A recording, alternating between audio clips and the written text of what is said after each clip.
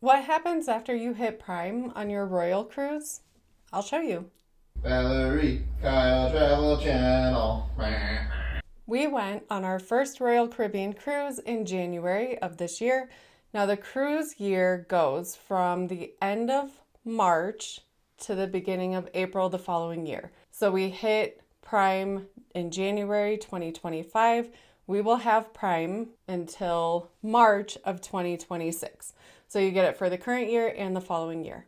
What happens after you hit Prime? It is a big deal. I get it. I understand why. I wish we would have done things a little bit differently. I'll explain that here in a little bit. To hit Prime, you need 2,500 points. While you're gambling in the casino, that could be table games or slots. I'm not going to go over all of the Prime perks. Plenty of people are doing that. What I'm going to tell you is how much it took for me to hit Prime.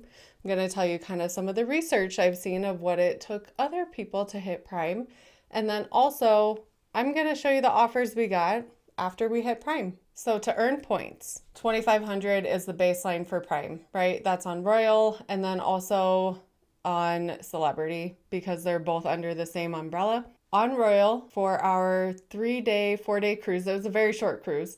I hit 3,000 points, Kyle hit 4,000. We had no problem hitting Prime.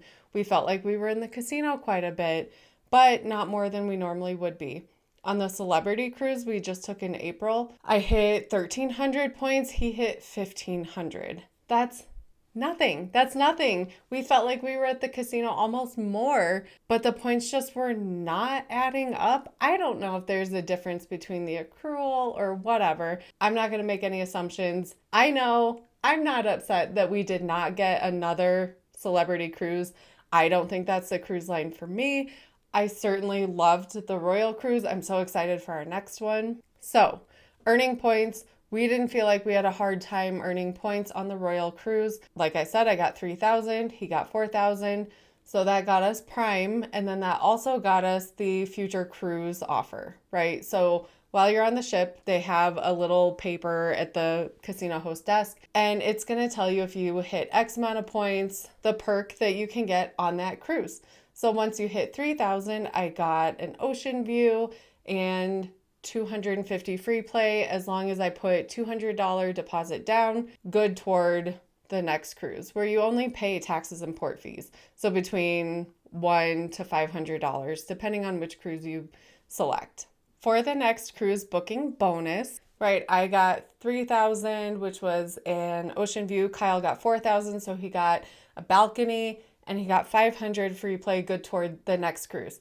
We actually selected Alaska because with these offers, you have so many options. So your Prime offer and the next cruise booking, you have a ton of different options. A little bit different than the options that you have when you start getting offers after Prime. My Alaska cruise, the stateroom that I booked when I got the PDF confirmation afterwards, would have been $4,600. So it was well worth hitting Prime to get that free cruise.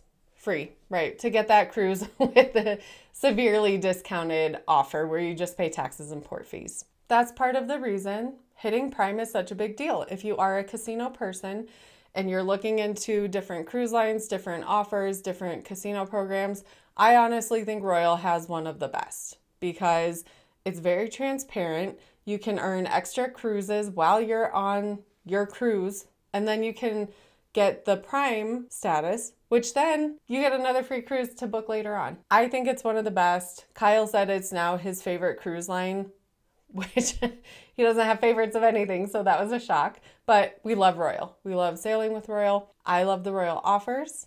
I'll show you that in a second.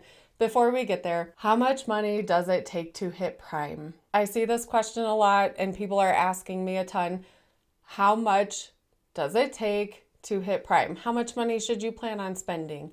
How much do you think you would win or lose? This is a very, very difficult question to answer. No one is going to be the same. Everyone is going to have a different experience. I have watched videos on YouTube about people hitting Prime, how much they won, how much they lost, right? This is just from the research that I've done. It ranged anywhere from losing about 4,000 to my experience where I left and I was up 1,200. That's not even really the best range because you could you could lose more than that. You could hit a massive hand pay. You could win more than that. So all I can say is from our perspective, we were able to hit prime within one sailing. Moving on to the offers we're getting and what I would have done differently. I looked back at my emails to see when did I start getting offers after we hit prime. I started getting offers February 18th, and we were on the ship at the very end of January. So within 3 weeks, I would say less than 3 weeks, I started getting offers. And these were junior suite or balcony on a bunch of different sailings. I'm going to show you what the offers look like here. So we have enjoy a junior suite or balcony, room for two, book by March 18th. So I have a month to book, and you can see the dates are August all the way until the end of the year.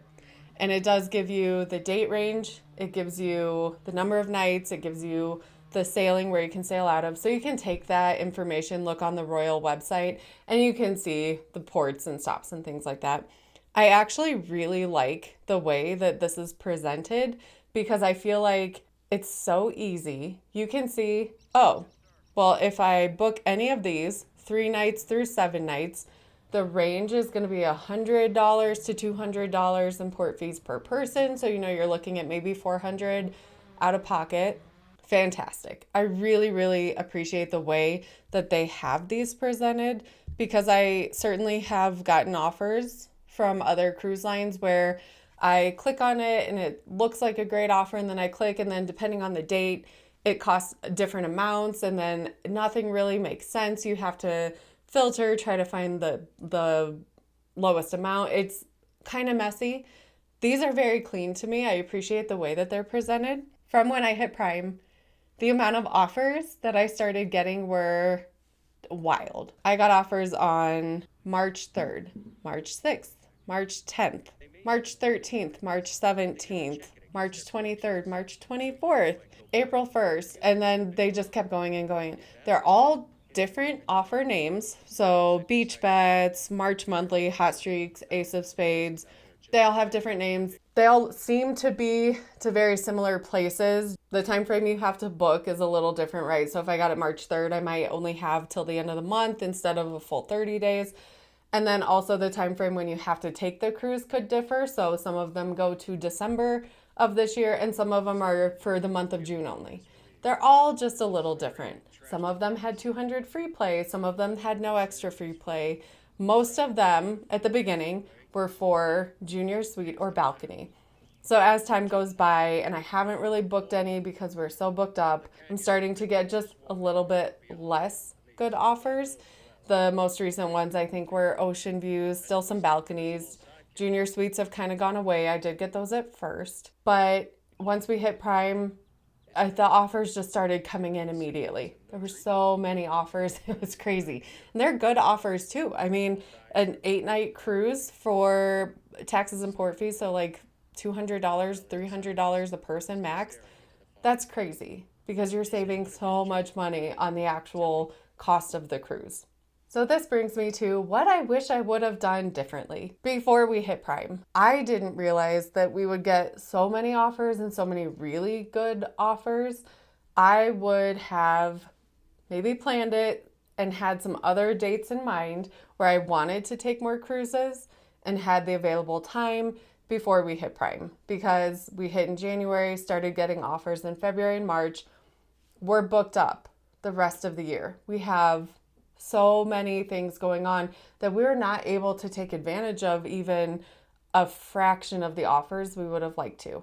That's my biggest takeaway is if you're going to hit prime, give yourself enough time to have ideas for other places and trips that you would like to go. That's a big deal, because if you can't book them and you're not going back and playing more in the casino, then your offers are going to kind of dry up after a while. You'll still probably get some, they just won't be as good. Very, very quick recap. We hit prime. I won $1,200 on the trip, so I didn't lose any money hitting prime. I hit 3,000 points. I was able to do the next cruise booking on the ship. We just got our offers for our prime cruises because that comes out right after the cruise year closes, which is at the end of March. So I don't even know if we're going to be able to take that cruise because we're so booked up.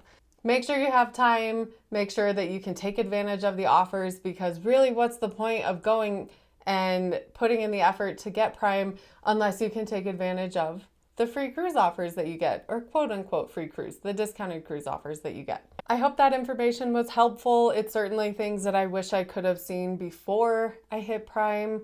Even with all the research I didn't actually see the offers that you get after the fact, and I think that's really helpful. Good luck on your journey to Prime. I hope you hit it. I hope you win.